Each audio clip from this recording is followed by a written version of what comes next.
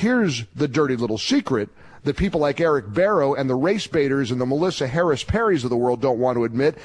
George Zimmerman didn't do anything wrong. George Zimmerman defended his life. George Zimmerman stood his ground. George Zimmerman was being beaten by Trayvon Martin. Listen, don't take my word for it in terms of Trayvon Martin beating George Zimmerman.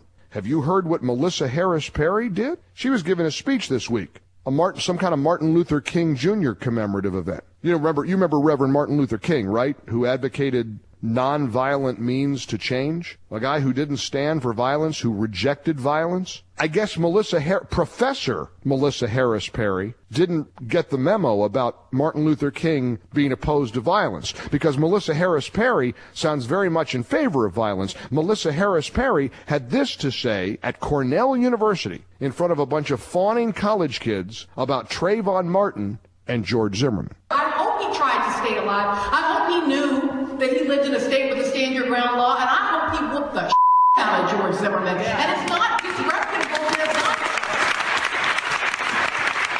Because he encountered a stranger who was prepared to kill him, and you know how I know? Because he killed him. You hear the rage in Melissa Harris Perry's voice when she says, I hope he whipped the blank out of George Zimmerman. Well, Dr. Harris Perry, he did beat George Zimmerman.